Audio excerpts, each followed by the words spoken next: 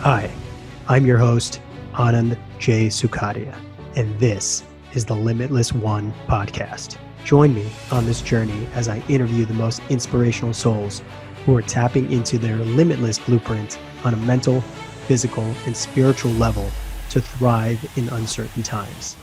If you feel you are so much more than just this body, just this life, and want to tap into your limitless potential, you're in the right place. Here we go, starseeds.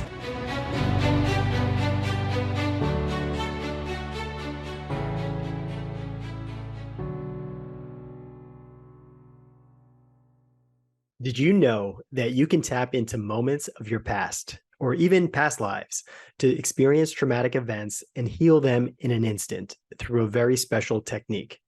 Our guest today is a quantum healing hypnosis technique therapist, and I recently was led through a QHHT session that gave me profound understanding of myself and merged me back with my superconscious.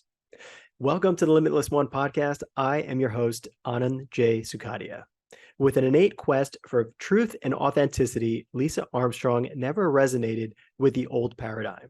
With a financial career abandoned, she was drawn to the simple truth of nature. The magnetic call of the ocean led the path to a career in scuba diving and a deep desire to share a different perspective of life with others.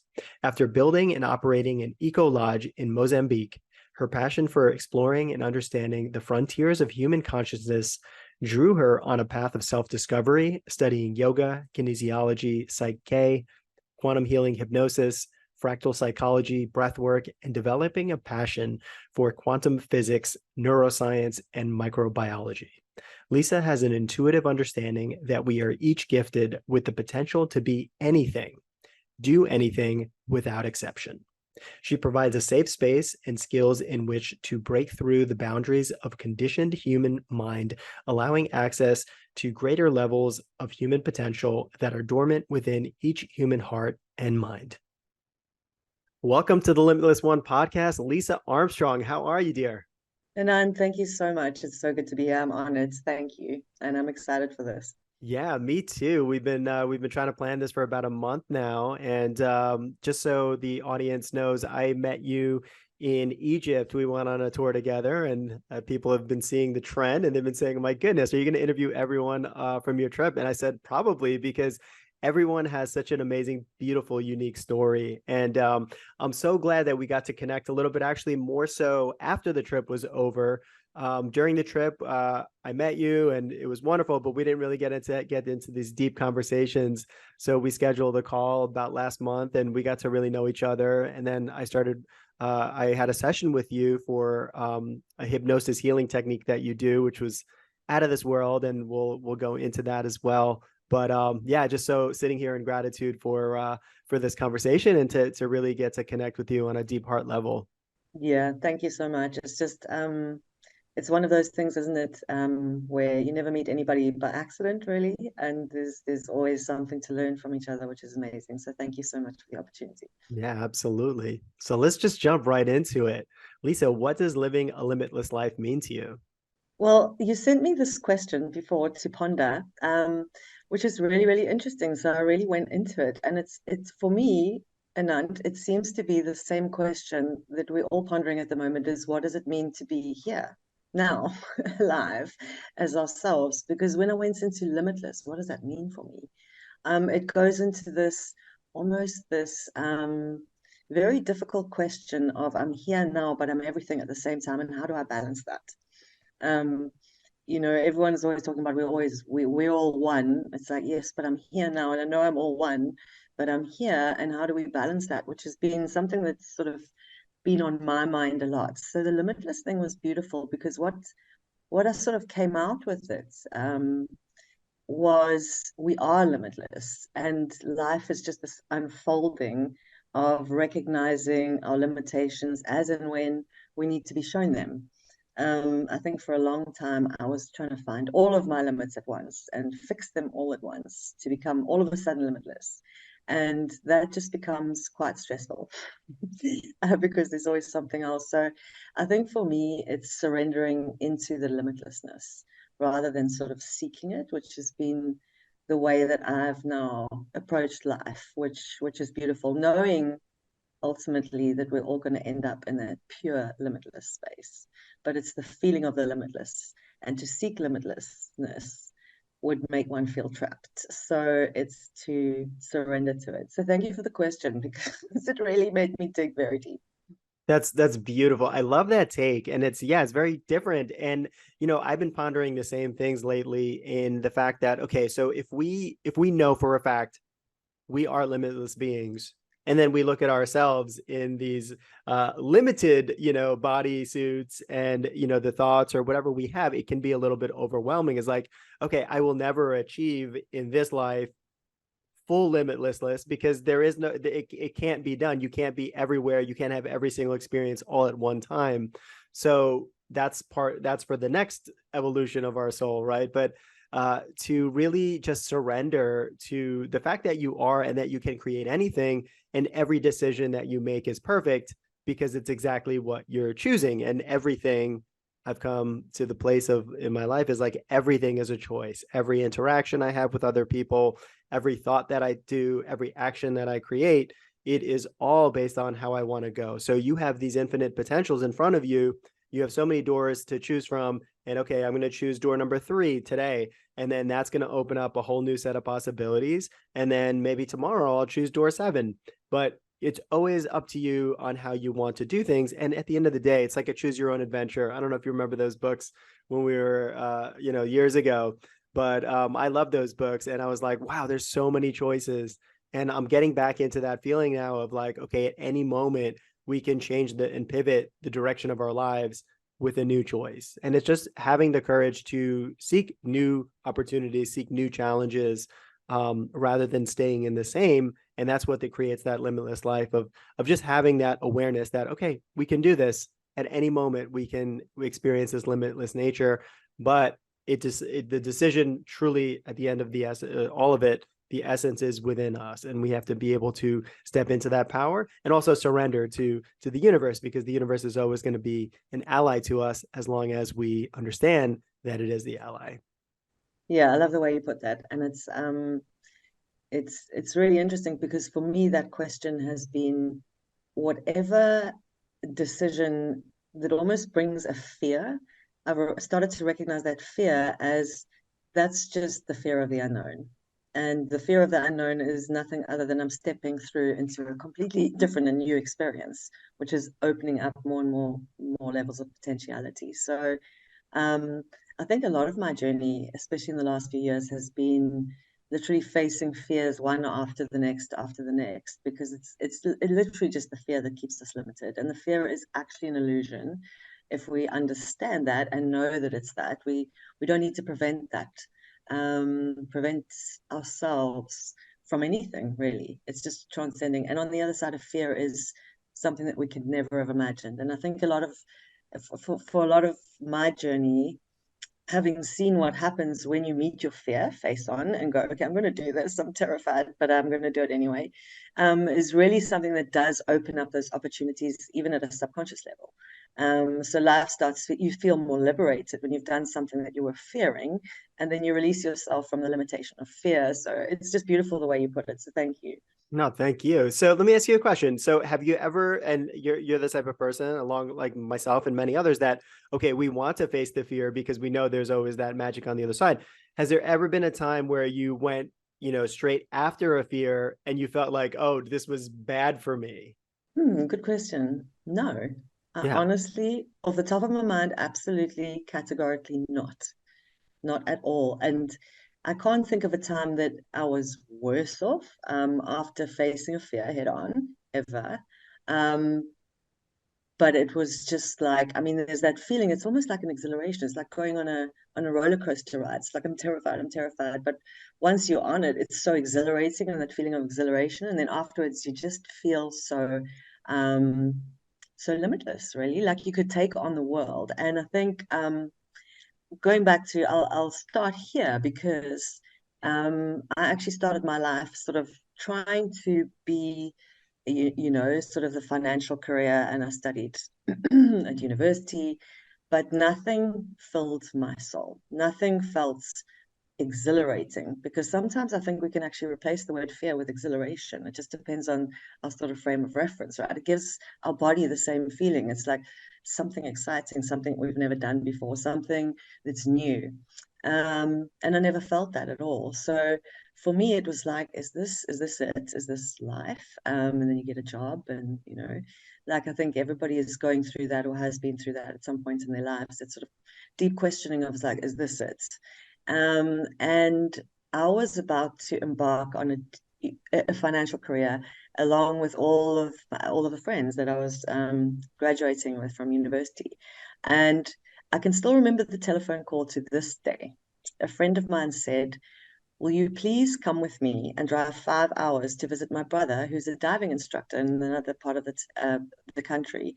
And I can still feel on the phone going, "Oh my God, 5 hours drive. I couldn't be bothered." Mhm. And she twisted my arm, and I ended up arriving there, got onto the beach in time to see everyone coming off the diving boats, filled with such an amazing energy.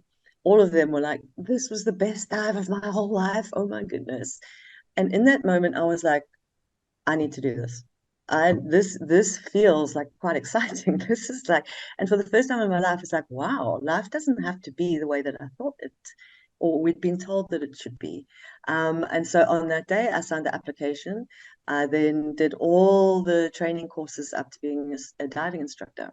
And that has to have been one of the most powerful experiences of my life, because basically what it means is day to day, what you're doing is you're staring deep into somebody's eyes while they transcend their body's fear of death, right? Every single survival mechanism written into the body is there. You must hold your breath when you put your face under the water. And to watch people taking their first breath underwater and watching in their eyes, they are overcoming their body's inbuilt subconscious, deep survival instincts to keep it alive.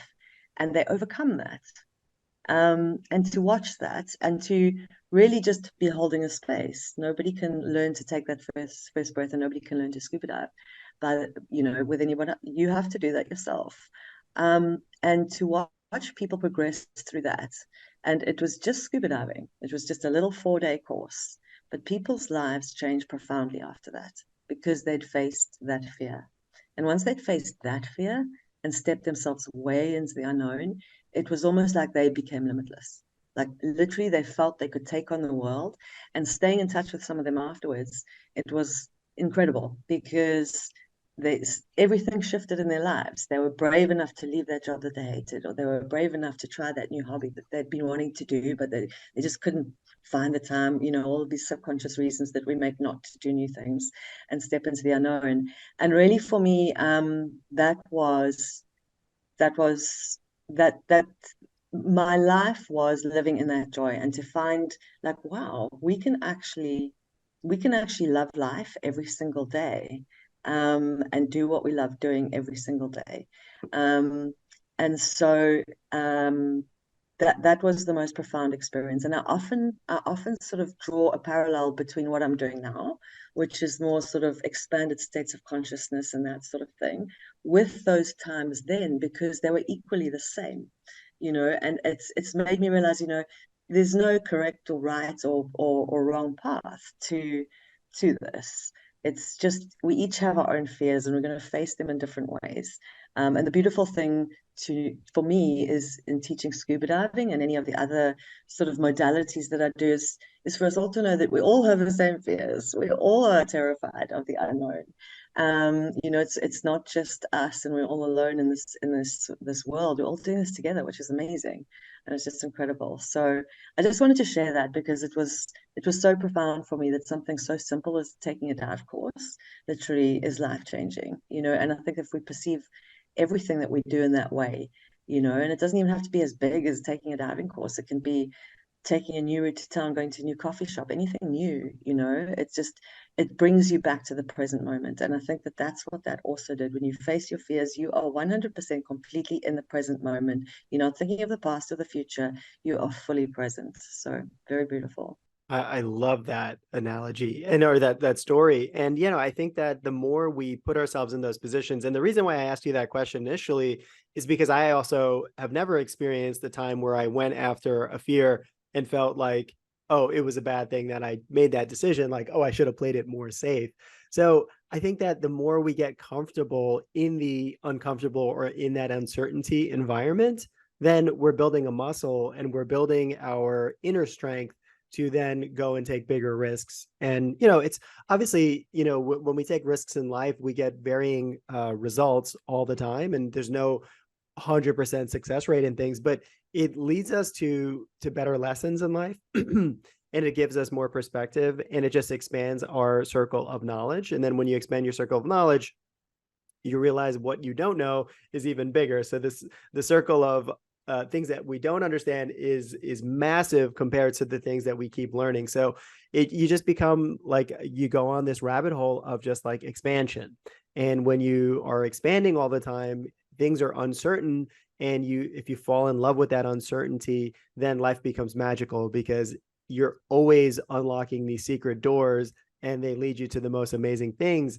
And for me, the most amazing people. And every single time I say no to fear and I just move forward, it just creates so much beauty in my life. So that's reason why I wanted to get into this conversation, because you yourself are like that as well, and so many others that I've talked to. And for you when you started becoming a scuba diver instructor, you said it was right after university. So you Yeah. came to this conclusion or realization at a very early age, which is remarkable, compared to a lot of people when they go through lives. And even for me, it wasn't until my like mid to late 30s that I decided, okay, I'm gonna open up a wellness center. No matter what, I'm going to make this thing happen, because I always thought one day when I have the money, when I have the resources, when I have a full team, I'll make it happen. But I just started my life years go by without making that decision. And the minute I did it, so many beautiful things opened up. So it's always beautiful to hear, especially someone who has figured that out at an early age. So I want to get more into your background. So, you kind of like went a different path than all of your other friends going into finance and whatnot.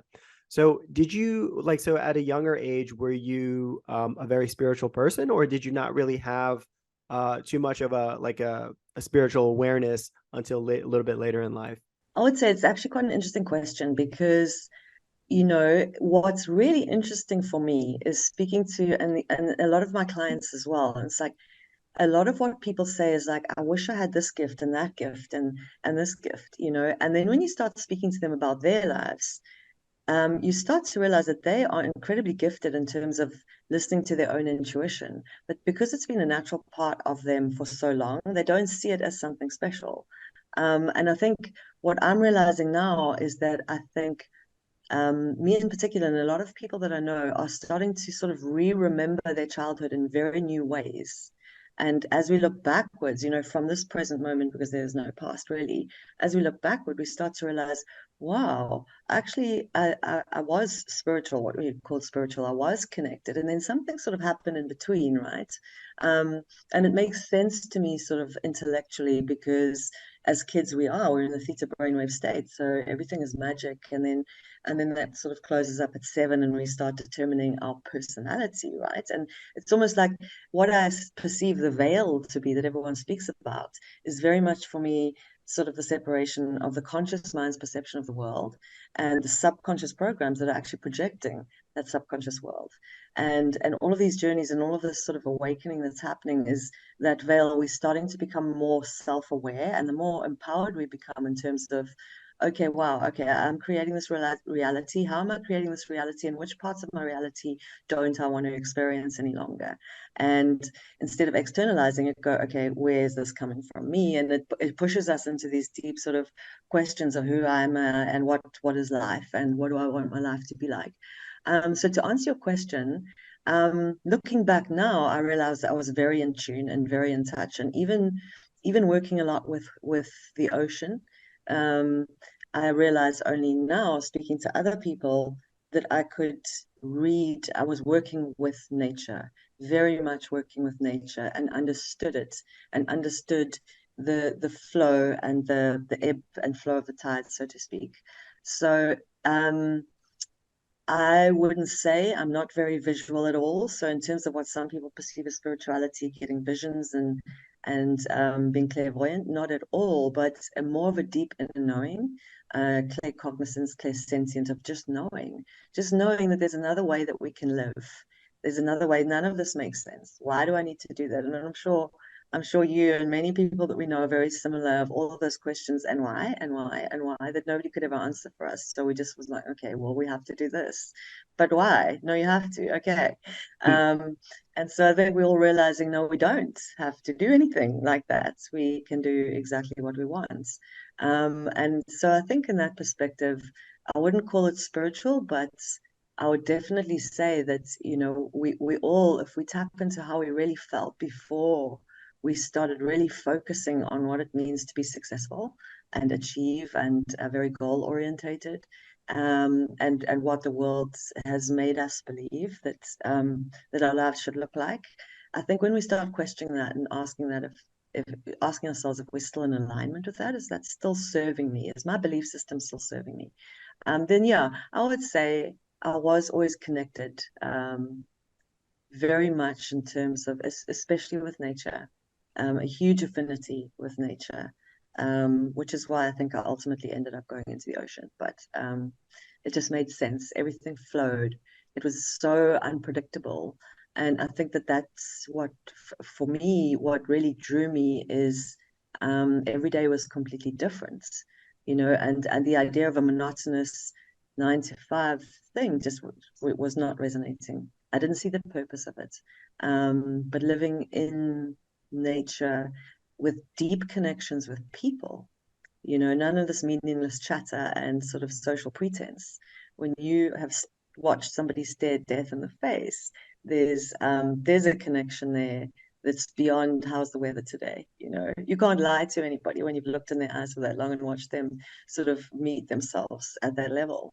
And for me, it's always been a draw, the superfluousness of sort of what we call modern day living, I guess, and a lot of the layers that we put over ourselves for protection just aren't there in those situations. You're dealing with raw nature, and Mother Nature will show you for who you are. There's no way you can pretend.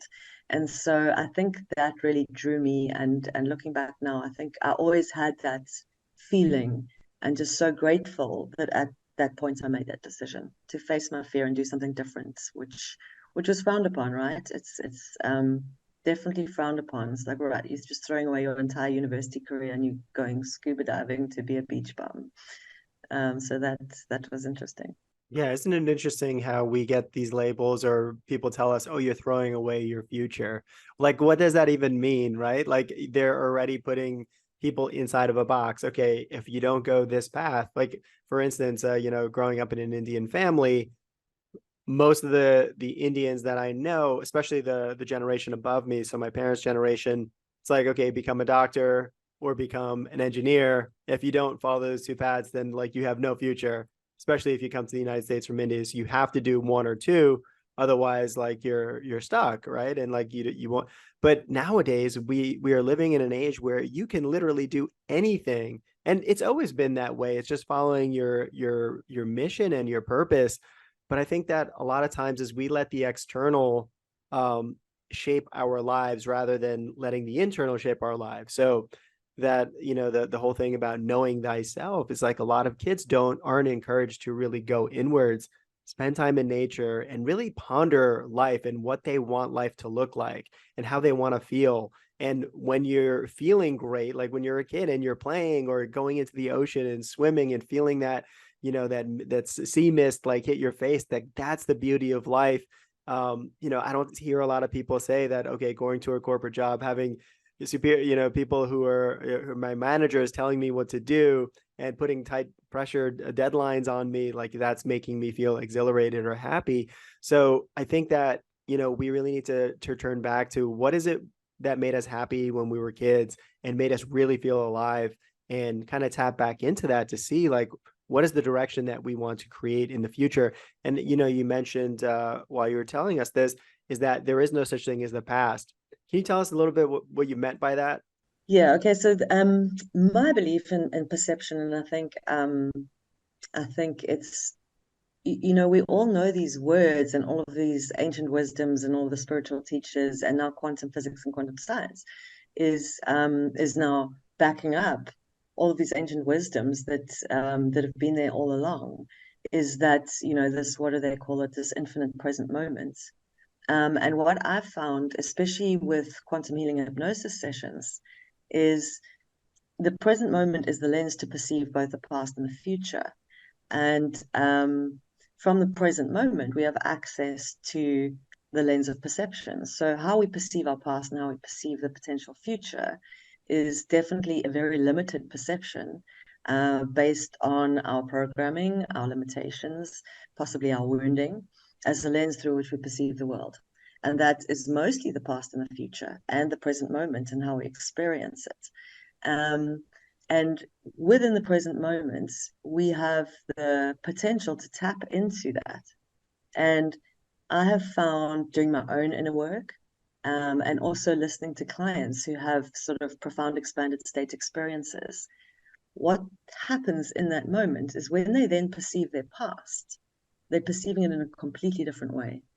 So and this is just sort of like a non-scientific, it's purely experiential, because I've read all the books and I've intellectualized all the stuff and I've tried to understand it, reading all the quantum physics and science. But for me, in real time, it's the experience of it which allows me to embody it and really understand it at that level of embodiment, rather than intellectualizing the concept and not really embodying it. So it's been incredible to watch how new memories surface as people do this deep subconscious work. It brings to light everything in the subconscious mind, and patterns that have been stuck there as the lens through which we perceive the past. So, for example, it could be abandonment issues. So this abandonment issue is completely playing out in somebody's life, in relationships and jobs, wherever it might be. And when they go into expanded states, that allows the inner guiding intelligence, or our higher self, to bring up the most important thing to be dealt with, and sort of opens the window on the subconscious projector of their experience. And in that space, whether it's, you know, sort of breath work, which I do, quantum healing hypnosis, plant medicine, people are shown the wounding that they couldn't see. And so there becomes like an understanding of why they're projecting this pattern of repeating pattern in their life time and time again, thinking that they're living a life which is different every day, but actually realizing that it's completely a pattern. And from that point, as that subconscious sort of wounding, if we like to say, comes to surface, and it can be shown in a number of ways. It can be shown as a past life, it can be shown as a childhood memory, it can be shown as an alternate parallel reality, but it doesn't matter how your subconscious chooses to show it to you. It's showing it to you as the pattern, the wounding pattern. And as that's brought to light and sort of integrated and released, because it's been so suppressed, it's sitting there and we think we feel okay, and yet these patterns keep on coming and triggering us. And as soon as we look at those triggers and go, okay, this is inside of me, let me deal with that, let me feel this emotion, let me feel safe to feel this emotion. It's as simple as it is. They now look back at their past, and that repetitive pattern going backwards into their life almost gets wiped clean, and they are able to view the past with a completely different lens, because now their subconscious mind has changed and shifted because they've accessed it, that which they didn't want to. And now the lens of perception of the past, the present, the future has all changed. So yeah, that's my experience of it, which has been profoundly beautiful. And it just brings home the simplicity of this work as well, the simplicity of the ability that we have to change our lives in profound, profound ways. If we allow ourselves to feel these feelings that we didn't realize that we've suppressed for so long, and yet are the projection of our life, and therefore lead to the quality of the experience of our life. And for me, it's really just been the simplest thing. It's really, you know, we can speak about ancient wisdoms and we can read all the books and we can try and understand the geometries. But for me, it's really bringing it back. I think all the hidden wisdom that's been hidden from us for so long is within us all. We have the power to do this. You know, if we just stop externalizing things onto the external world, recognizing our own triggers and recognizing the gift of like, oh, wow, okay, there's there's something I didn't know whether it was there. Let me delve into that, and let me just tell my body it's safe to feel that, rather than suppress it and go running off after the next band-aid to cover the wounding that we're hiding from and running from. So yeah, it's I do really believe that it's that's my experience of it, in terms of everything is happening now, and from this point right now, we have the potential to completely change our perception and therefore our experience of reality.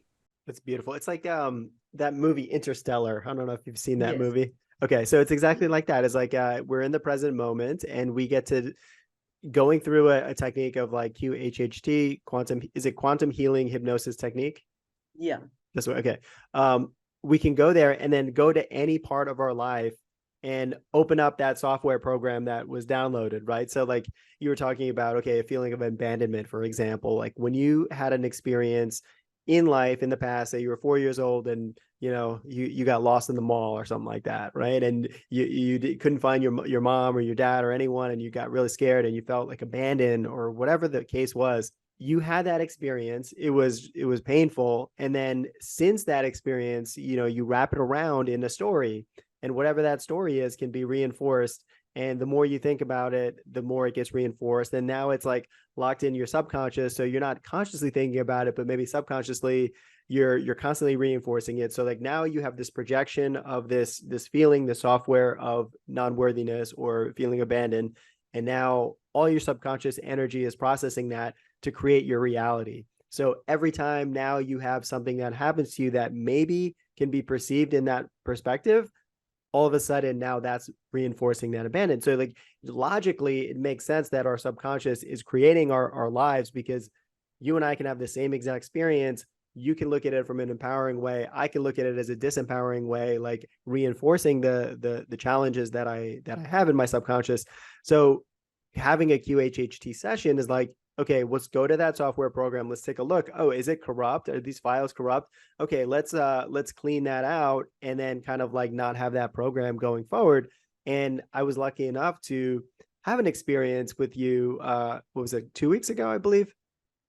And it was so magical. But before we go into it, I just want to can you tell us a little bit about the background of QHHT and how it was developed and how it's a little bit different than past life regression hypnosis that a lot of people are familiar with? Yeah, I'd love to. QHHT has really been like integral to my journey and really blew open my perception, sitting listening to clients, experiences, and where their super conscious or where their inner guiding intelligence wants to take them to show them the message that they'll perceive in the correct way, just opens up all of this sort of multi-dimensional aspects of ourselves, right?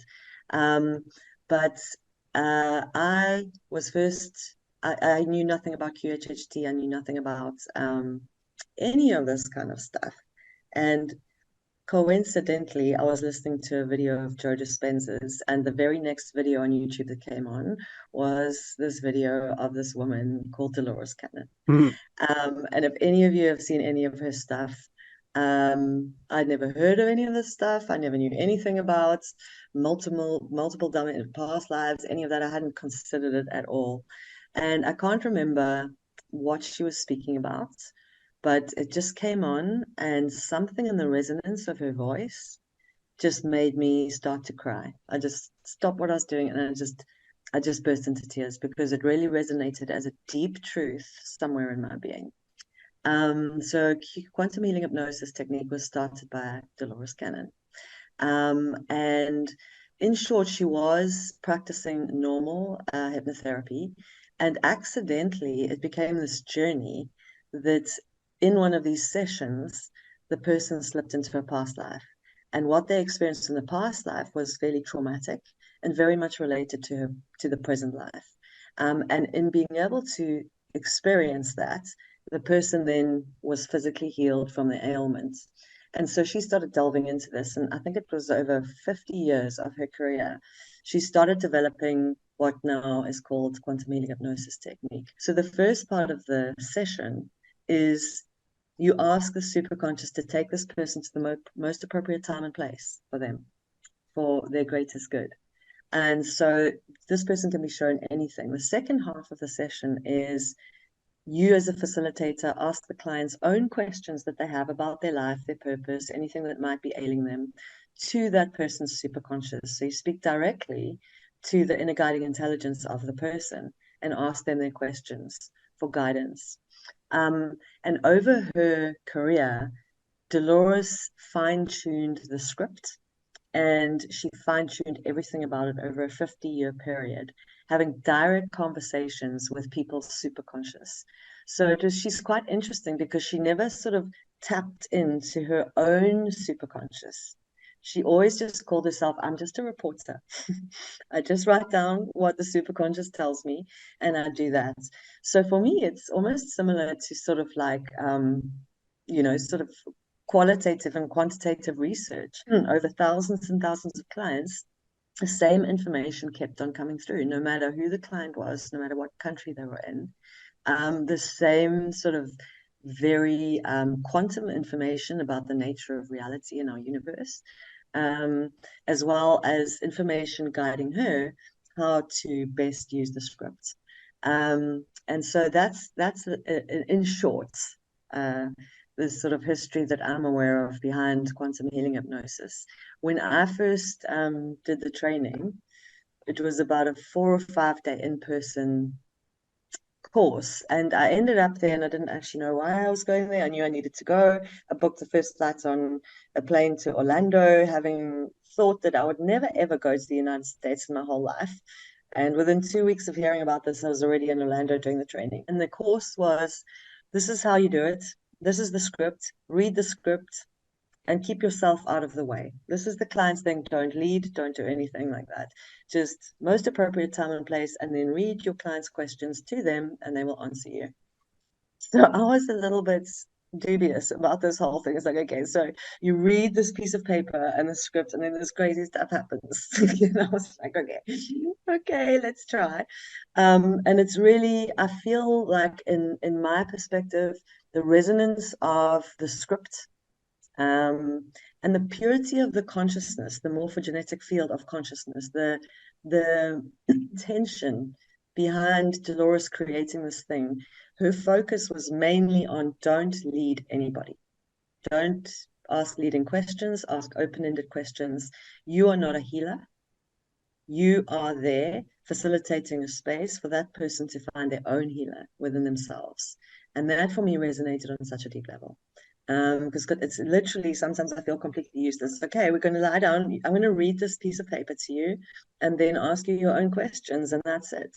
And so it's really that principle of empowering people to find within themselves information that they can access whenever they want to was really what drew me to quantum healing hypnosis in the beginning. Beautiful. Yeah. And we had this session a couple of weeks ago, and your sessions, you were telling me they go from anywhere from like 3 to 4 hours ish. So it's a very detailed, it's very like, it moves at the pace of which your superconscious wants to go. And I was able to regress back to the day that I was born, and all the different feelings and emotions, and I was able to tap into the other people in the room, and what growing up or being born in Staten Island was like. I was able to see the hospital and all these things, and it was showing me so many things that that are affecting my life at this moment. And I was able to kind of see it, you're right, from like a different perspective.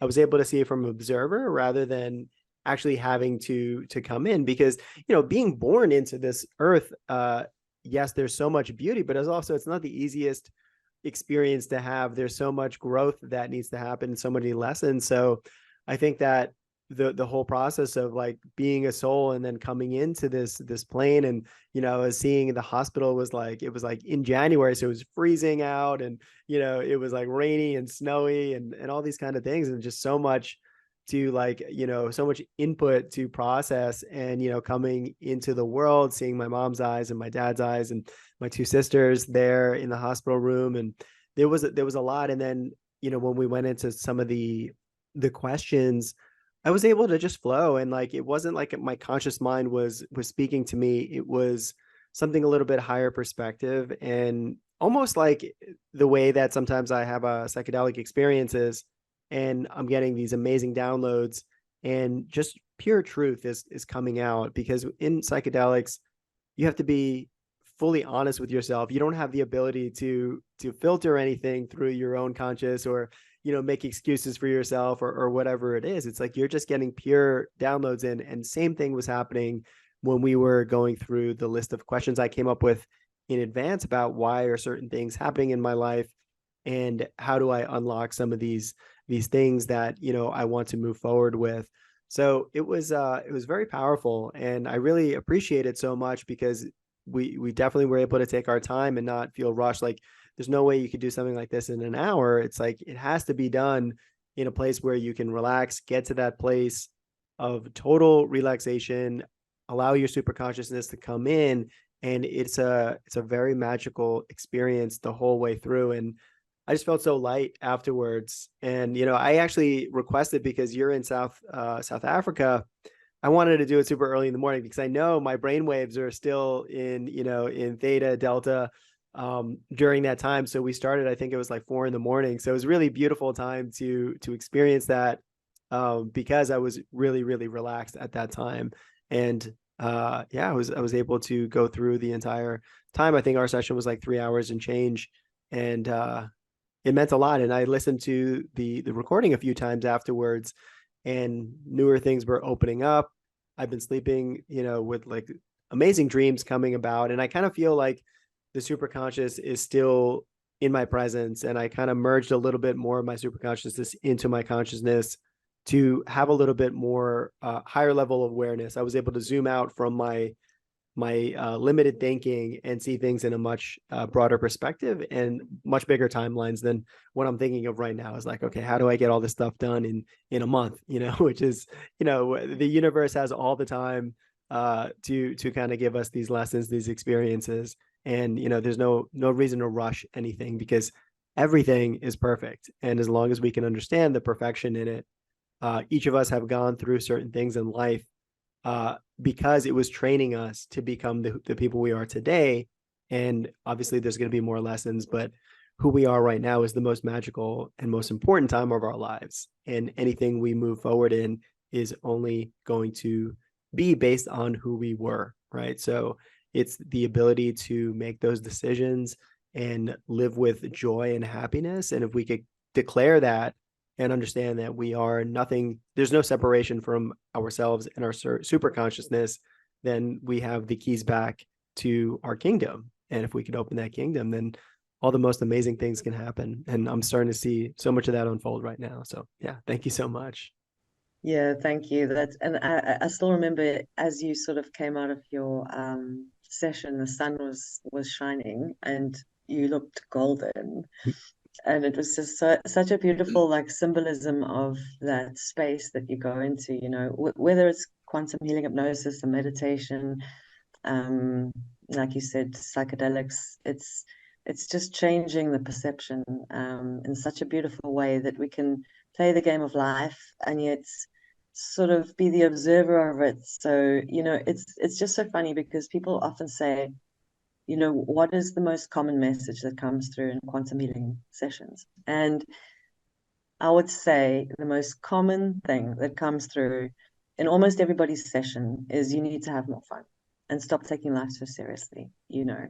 And it's easy to say that, and it's easy to get triggered by that as well because we've had deep trauma in our lives, and it doesn't matter what happened to us or if nothing happened to us. The way that we are born and the way that we perceive things as we're being born.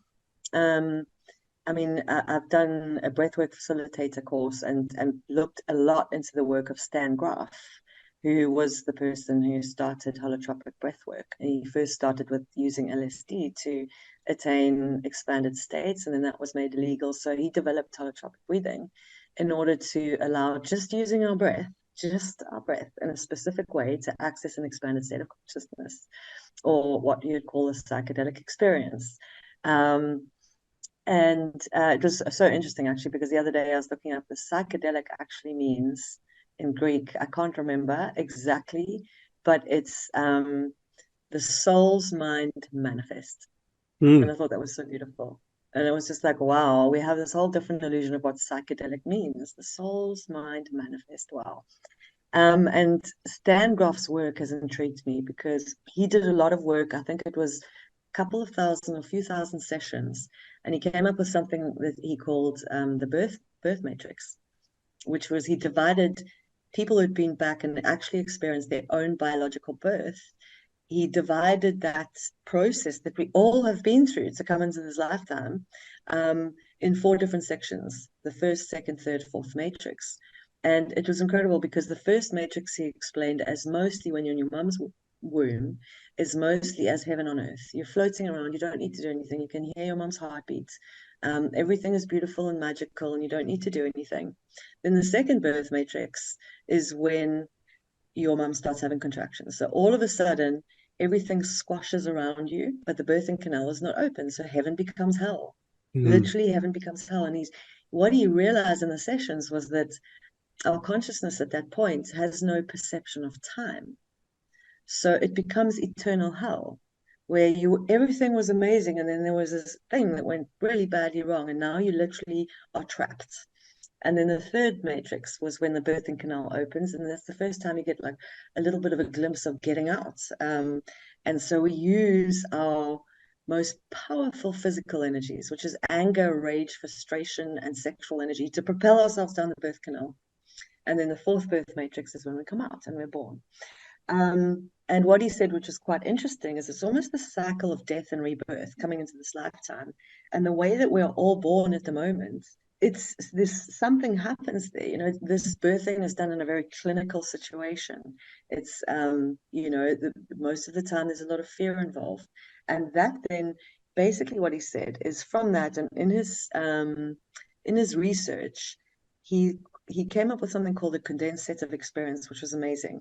Which he was like, it doesn't matter if you go back in these psychedelic sessions to your birth, your past life, something that happened in your biographical life. There's something what we call a condensed set of experiences, which is a recurring wounding that our superconscious chooses us to show us as either of these places, transpersonal, biographical, perinatal parts of our lives.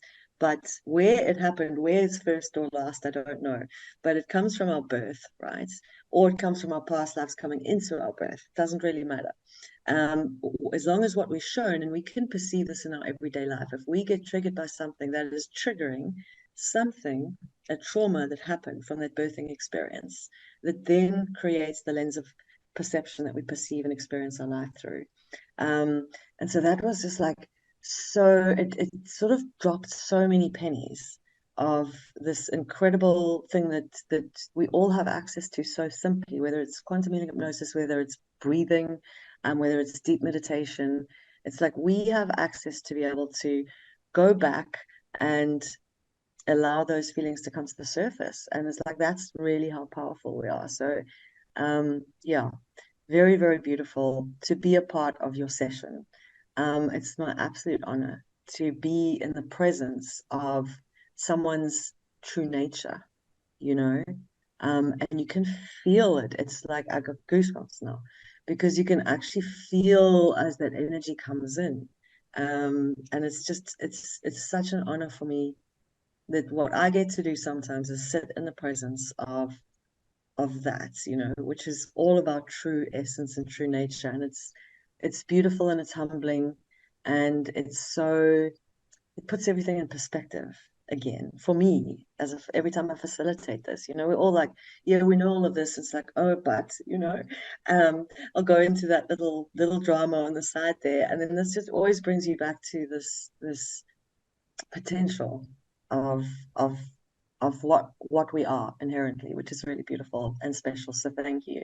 Thank you. Yeah, it makes the person going through the process, if they have a facilitator that's holding loving space and keeping a safe space, it makes it so much easier. And I felt like I could really let go and be myself. And if I had to cry or whatever it was, it's totally fine because I know that I'm being in an amazing container. So yeah, it really makes a difference having someone like you. And like we were talking about, is there's so many avenues and tools and modalities for us to get to this place, but it's just important that we do choose one or choose a few that it's going to resonate with us. So for me, I love to experience so many different things, and then fine tune which ones really work for me. And I just think that's the important part. Yeah, it puts us into a place. There could be some pain that comes up, but through the pain, when those tears come out, there's a healing that comes about. So it's, for those that are kind of stuck in life and they feel like there's not a lot of outs, breath work, QHHT, there's so many psychedelics. Obviously, if you are in a position where you can handle it, I don't recommend for everyone, obviously.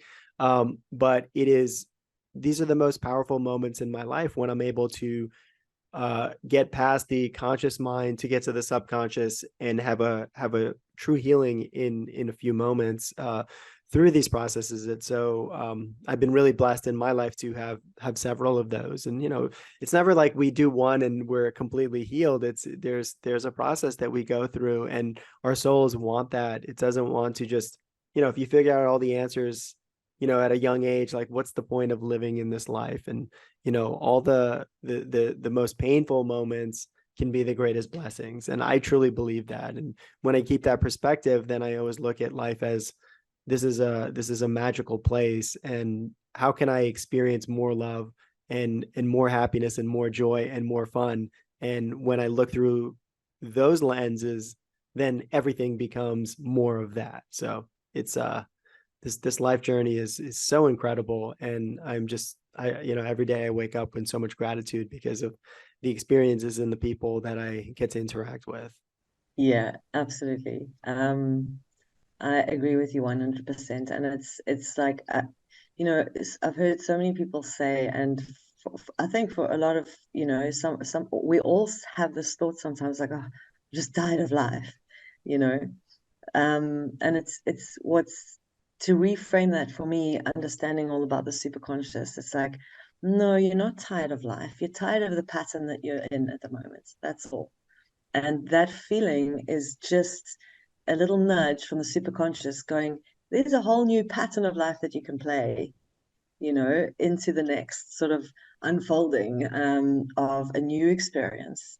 Because we're only tired of something if we've lost the joy, if we've lost the excitement, if we're doing the same thing every day and are getting the same results. So it's really beautiful. For me to reframe it whenever I'm like, okay, I'm tired of this. What is that? It's like, okay, I'm repeating a pattern here that I'm not aware of. And I know that there's a door somewhere because this is now a trigger, that all I need to do is go into that subconscious and, like you say, or meet your fear face on, and wow, you're in a whole nother pattern of reality, which is giving you that fun and love and gratitude all over again. So like you say, it's a journey, right? It's like an unfolding gradually, and when it's all perfect for ourselves in this divine timing. So yeah, very beautiful. Absolutely. One of the things that brought us together is our mutual love for the country of Egypt. And this was actually my first experience back in February. I've always known I wanted to go there my whole life. I've felt this drawing to it and the ancient culture and the pyramids and all of it. But tell us a little bit about, your love for it. And because I know you've went several times and had some really magical experiences and are going to be going again to lead a meditation and breath work session inside the pyramids. So tell us a little bit about, your fascination with the land of Kem. Well, this is really funny because most people, when you mention the word Egypt, they say, yes, I've always been drawn to Egypt. I used to watch the documentaries. It's just been a fascination. I never had that fascination, not at all. And it was in my mind to go because I know it's an amazing place. It's an earth vortex. There's understanding, it's a significant place. It's the Great Pyramid of Giza. There's not many places like that on earth. So I was drawn to it from that point of view, almost out of curiosity. It'll be amazing to go there and see what it's like, rather than any feeling or connection that I thought that I had. And I was actually meant to go exactly 1 year prior to the time that I did initially first start to go. And my flight was canceled twice. It was for a Quantum Healing Hypnosis reunion. And I got to the airport and there was two different problems with flights, and it was delayed. And then so I got the message like, okay, I'm not supposed to go. And this was just before COVID. So the whole of COVID, I was like, well, now I want to go to Egypt because now I didn't get to go. And so doing sessions with my friends, we were asking, it's like, are we going to go to Egypt? And the message from the higher self was like, if you want to go to Egypt, then create the experience. And then out of the blue, my friend messaged me and she's like, Matthias De Stefano's just had 3 cancellations on his trip. It was December 2020. I've booked you, me, and my daughter. So I'm like, amazing. And I hadn't really followed Matthias much. I'd watched some of the stuff on Gaia, but it wasn't something that was a lot in my reality. It's like, Egypt, I'm going. It ended up me landing in Egypt on the exact day that I was meant to land in Egypt exactly the year before. And I sort of had no expectations. What did happen is that a week prior to me leaving, I encountered every single subconscious block to me going. I was in tears for the whole week. I was telling my friends, I'm not going. I'm going to cancel my flights. I'm not going. And they were like, what is wrong with you? I'm like, I don't know. I don't know. But I had this absolute fear. Now knowing that this fear means a significant change is going to happen to your life when you step through this door. Something that you can't perceive intellectually, like, or understand how your life and the trajectory of your life is going to shift immensely just by getting on that plane and taking that step. And all of that fear was, as I perceive it now, all of my subconscious patterning want me to stay in the same pattern and going, no, no, no, we don't want to change. We just want to stay where we are. When I was in the cab driving from the airports to Giza, I saw the tops of the 3 pyramids sticking above the buildings, and I just started crying. And I can't explain it, and I don't know where it came from. It opened a key, like you say. It was a key to a lock within my subconscious, which I had no idea was even there. Like I said, I hadn't been drawn to Egypt at all. And I had no idea that all of these memories were lying there, ready to be awakened. That experience blew my mind. The most beautiful thing about it was that it was the end of COVID, so there was no tourists there at all.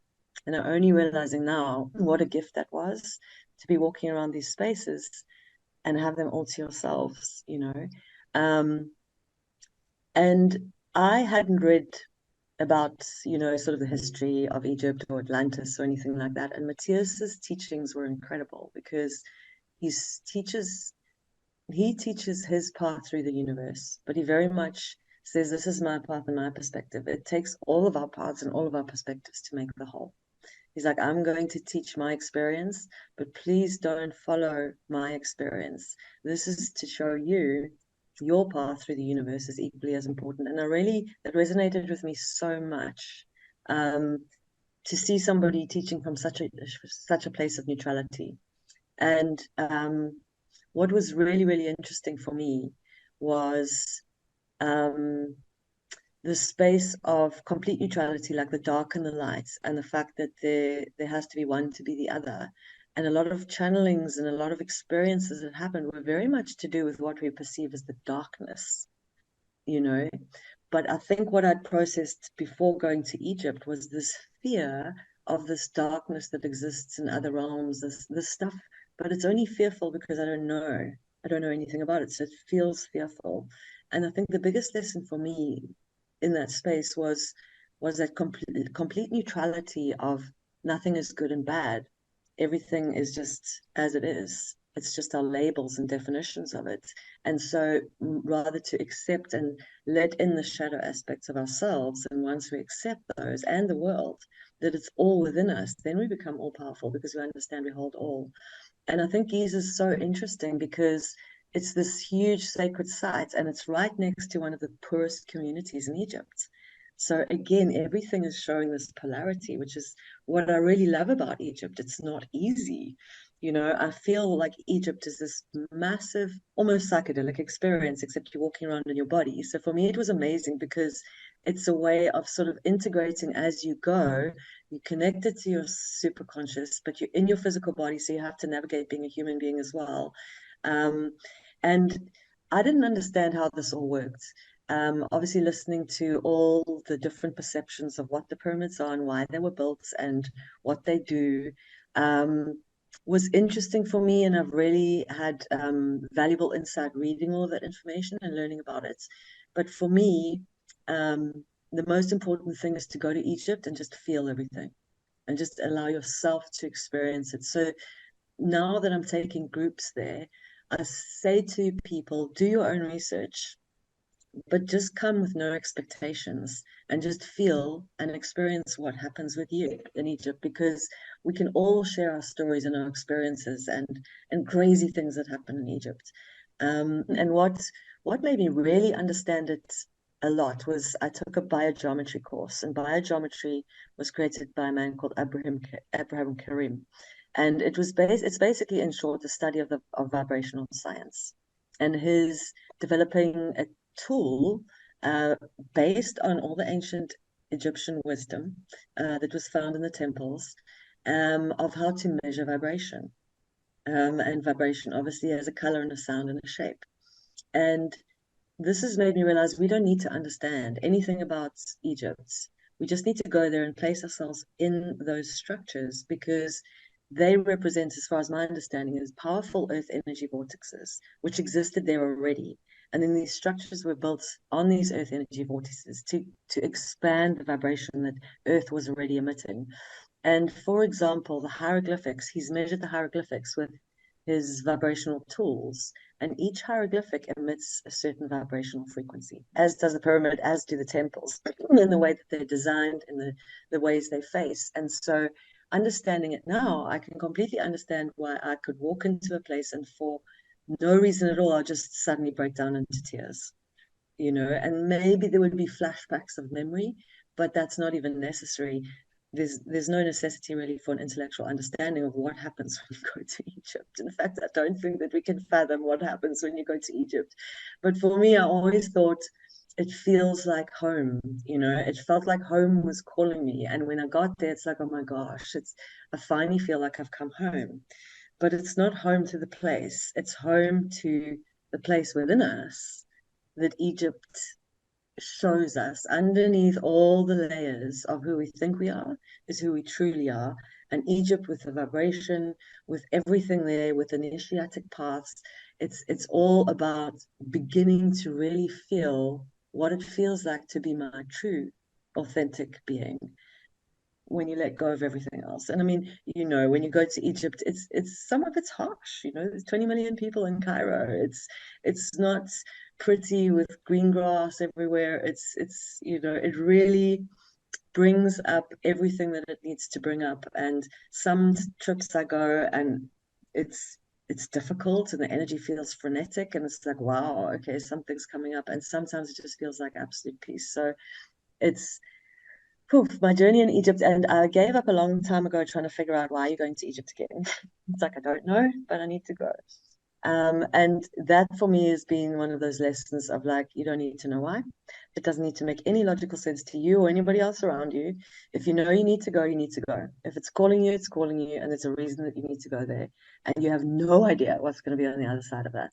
And there's no way to predict what experience you're going to have in Egypt. It's a magical place. And if I can explain it in one sense, it's like coming home to yourself. Yeah, so well said. I have the same exact understanding and comprehension as who cares why it was created? It was created for you. And when you go there, you'll understand and you'll connect deeper to yourself. And like you said, every possible thought and limiting belief, all that stuff will kind of like get, brought up. But it's a healing mechanism and a tool for once you go inside, then you start understanding, oh wow, I'm home. And I was having flashbacks of different lives in there, and it's a timeless place. And I just felt, my goodness, like I was just feeling so much gratitude for being able to have the opportunity to go there. And even before the trip, I was like so excited to do it. One of my plans fell through, and then it reemerged a couple of days later. I'm like, okay, no, I have to make it happen. Made it happen. And even before the day before going, I was like, oh man, should I go? Should I go? All these like thoughts came to my head. And then, I decided to go for it. And it was more than I could possibly imagine or expect. So I think the best thing to do is go with that expectation. If you do have a calling for it, it means that, your soul is calling and your soul wants to reunite with you. And this is one of the tools and the mechanisms in which you can really do it on a very, very cellular and spiritual level. Yeah, I agree. Absolutely. That's what I tell people. It's like you'll know if you need to go and you'll know when you need to go. It's really, and it's really just to not make any sense of it because it doesn't make logical sense. It's something way beyond that that calls people to go there. Yeah, and it's always exciting because it's always that something else is going to shift within you every time you go there, and put yourself in those spaces and connect with yourself on that level. So yeah, profound place. For sure. So I know that you're doing an event where you're going to be breathing inside the chambers. Can you tell us a little bit about that? It's on September 19th when you go. Yeah, I would love to. So for me, the trips to Egypt is like, right, let's access expanded states and allow what needs to happen. And so this will be the third group we'll be taking to Egypt.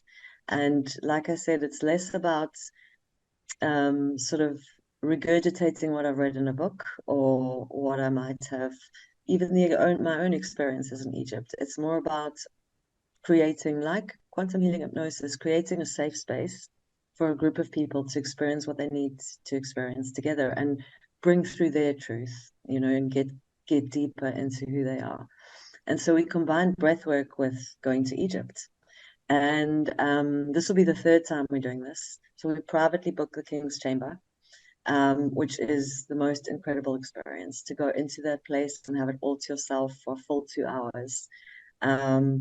And for the first hour, we then do, like I was talking, it's a holotropic inspired breath work, where you use your breath, just your breath, to access more easily an expanded state, and connect to your superconscious and allow whatever needs to happen. And you can do this stuff alone, but there really is a huge power in doing this stuff together. Everybody's energies combine, everyone is connected through the heart space. It creates a very, very powerful container, and such a beautiful feeling of like love and support together. And so what we did the last 2 times is we then run concurrently online a breathwork using exactly the same musical track at exactly the same time we're in. Obviously, there's no space and time, so you don't have to do it, but it's just really amazing to be able to do it in physicality at the same time. So everyone is connecting at the same time. We're all connecting in that expanded state, which just creates this massive, powerful vortex of energy just for us all, just to spread love everywhere, and it's been incredible. It's been incredible, the experiences that we've had in that chamber. And so it was also a way because some people just can't get to Egypt. It's a long way. Some people have super, super busy lives and they feel this calling to go and they can't quite get there yet. So it was also another way of being able to share that experience, that everyone can feel it because you can feel it. And it's been incredible in the past. It's like the coincidence or the synchronicities between people online and the people in the pyramid. Some of the people online could feel exactly what was happening and literally recounted fact for fact what had happened. So it's just a way of sharing with as many people as possible this place that has been so integral to my journey, my inner journey for the last 3 years. For those who can't get there right now, to be able to share that energy, and to be able to connect, just to be able to connect. And I think that's the most important thing, just connecting in that space, which is really beautiful. Amazing. Yeah, it's going to be powerful. I mean, it's been proven, the Maharishi effect is proven, where when, several people gather in groups or even from around the world having the same intention of love and unity, and it does amazing things around the world. The crime rates go down, there's more feelings of peace and happiness and health and all these kinds of things. So it's important to understand our individual thoughts matter so much to the quality of our lives, and they're generators of circumstances and manifestations. And when multiple people are doing it all at once, it's even exponential. And when you and I are both into the doctor work of Dr. Joe Dispenza, and the meditations that they do, the walking meditations in groups, and he's organizing a walk for the world on September 23rd, where all around the world people are going to be walking at the same time, and listening to the same track for love and peace and unity for around the world. So these kinds of things can only have positive effects on the individual and on the collective. So that's what I'm here for. And I know that's what you're here for in this world. But other than that, why do you think you came here to Earth, Lisa? And what did you want to experience? It's so interesting. I was very resistant to being on Earth for a very long time. Um, and I had this feeling like, what am I doing here? This doesn't make sense at all. And I think very much like you and a lot of people, having experienced some of the psychedelics and having a sort of complete ego dissolution really brought it home for me. Being in that space of everything and nothing, for I guess the first part of my sort of inward journey, when I really started focusing a lot on like, wow, okay, what is going on inside of me? It felt like this seeking towards this oneness, which I just couldn't quite get to. So it became this like I want to get to that place where I'm feeling this wholeness and this oneness and everythingness. And that sort of creates another sort of little like it pulls you out of the present moment all the time because you're not actually enjoying where you are in the journey right now. You're so focused on the end of the journey that you start sort of disregarding the present moment and you stop really living and feeling whatever it is you might be feeling in that moment and fully feeling it. And I think the psychedelic experience really brought it home to me of like, you're going to get there. This is what you are. And it's everything and nothing, which is pretty overwhelming of like everything and nothing. And in those moments, really, it's so amazing to go into those expanded states because for me, it really brought home the appreciation of every single little moment of life, even in the most difficult times that we go through. And so now that when I look back on my life, some of the most traumatic situations, relationships, I can look at that and go, wow, my soul actually really wanted to have that experience. I wouldn't have been happy coming to Earth and not having that experience. Obviously, when you're in it, it's a completely different story. It's bringing up the deep trauma, but it's this journey. And so it's interesting because people speak about higher purpose all the time and figuring out, okay, what is my higher purpose? It's like, and for a long time, I thought it was this huge, big external deed that I needed to do for humanity in order to make the world a better place. And so it's like, what is it? And tried this and tried that, and this higher purpose of this big thing. And it must be big, it has to be important, of helping humanity. And then that's shifted a lot for me over the last sort of few years of a higher purpose isn't necessarily something bigger that's going to be bold and seen and noticed and recognized, because that you would just be doing for the same amount of validation as you did in everything else in your life. The higher purpose is when you are truly doing whatever it is you're doing from a space of pure contentment, love, and joy for being in that moment right now, whatever that looks like. And so that's been a really beautiful reframing for me because instead of seeking this external huge big thing that I have to do, and feeling quite stressful about what that might be, it's just to be me. It's just to be me, and in every moment find out what that means, and go through the unfolding of what me is going to become, but really love being me right now. And then through the unfolding of life, probably many, many, many, many deeper layers of more authentic versions of myself that may choose to do something completely different from what I'm doing right now, and be open to that by if a fear comes up and moving into a different situation, then it's like it's because I'm about to play a different game and become a different version of myself, and possibly that might mean I'm going to move somewhere else or do something different. And so I think it really is for me become the relief at the simplicity of what my purpose here is. It's like it's more to find out what is it that brings me the most joy and happiness, truly, not because I need to be noticed or I need to fix anything or I need to save the world or humanity or the planet, but just in me being in my utmost love and contentment is automatically going to change the vibration that I emit, and will energetically help the collective all. And I really think, for me, that's my perspective of what all of our purposes are here, is to be the most content and happy that we are, whatever that means that we might be doing. I mean, I drove the other day through the toll booth. You know, we have tolls here in South Africa, and I was driving and I was in a bit of a rush, and I stopped, and the woman in the toll took my card, and she looked me straight in the eye, and she's like, "You look like you're having a beautiful day." And for me, I was like, that changed my whole way of being. It changed my whole day. It changed the whole way I felt. And I'm like, wow, wow. You can be in a toll booth, taking people's cards 24 hours a day, 12 hours a day. And that is your gift to humanity, is that you truly notice every moment and you look people in the eye and you are present and focused on them. And it's like, you can be a healer for as long as you want, but that was possibly even more powerful than anything that I do and call it, sort of like work for humanity.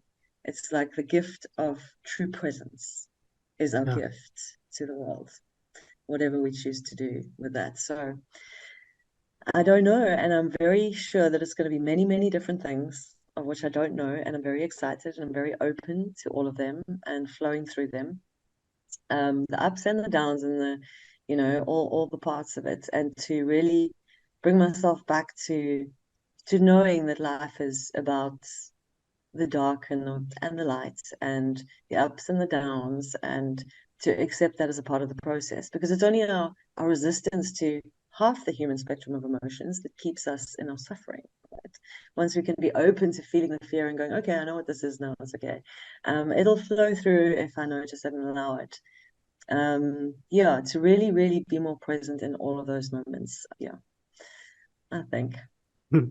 It's the most important thing we can do is give the gift of presence. And it's also the simplest, yet the most complex at the same time. But it's really Yeah, just the most granular thing that we can really focus on because it's right in front of us in this moment to be in a conversation where there's no other place you'd rather be in this interaction.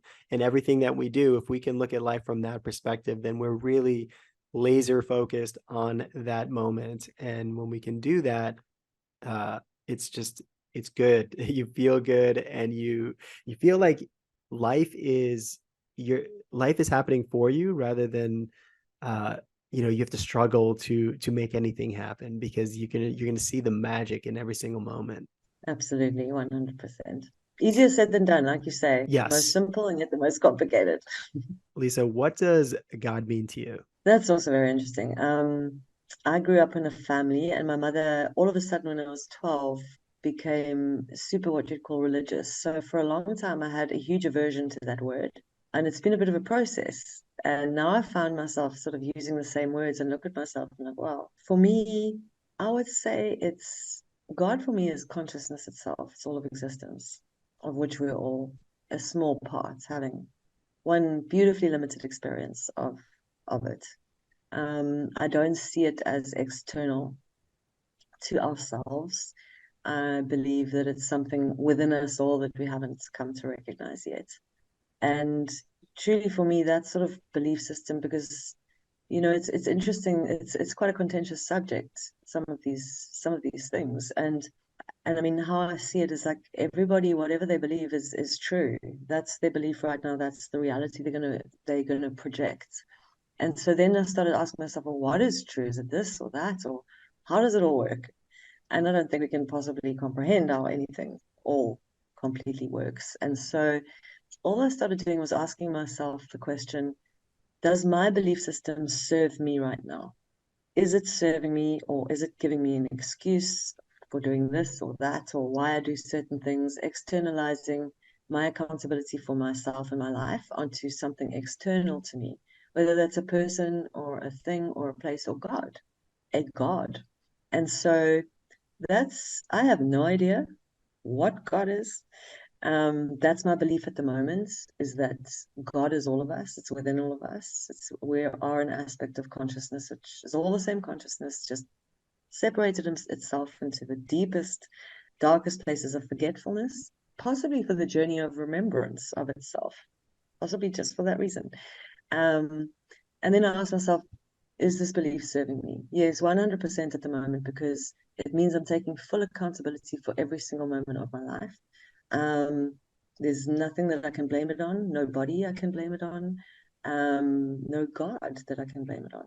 And so, yes, that belief is serving me right now. Maybe in the future could be changed, and I'm open to having my belief system challenged and again questioning whether or not my belief system is serving me. But at the moment, it is. Wonderful. Thank you so much for opening your heart today and sharing with us all the gifts and lessons you've learned in your life. How can we learn more about you? Probably the best way is on my website, which is www, or you can maybe post the link below Mhm. the video. Yeah, so on there is pretty much everything that I'm doing, links to the social media, which has sort of more uh, updates a lot more, the breathwork in the pyramid, upcoming trips, that sort of thing. Also, 2 books that I actually wrote while I was in Egypt, which I didn't write. It was literally just scribble, and all of a sudden this stuff came up, which was really beautiful. I surprised myself. Even now, I read it and I'm like, wow, I think I wrote this for myself. I think I wrote this to my future self to remember, which was amazing. And it just happened all of a sudden in Egypt. So there's quite a lot of the sort of, what do I say, the information that came through. It's also an audio book, super cheap on Audible, wherever you can get it. And What's the name of it? I, it's called Decode Your Own Matrix. The first one is the courage to write my own story, and the second one is the Egypt codes. So yeah, but the website has all the links to everything, so that would be the best place. Wonderful. I'll post the link. What is the website? LisaArmstrong.com. Oh, wow. Lisa-Armstrong.com. Yeah. Wonderful. Thank you so much. It was such a pleasure Thank you. to learn more about you. Thank you, Anand. It's been an absolute honor for the session and this. Thank you. Thank you for the opportunity to share. Same here. Thank you.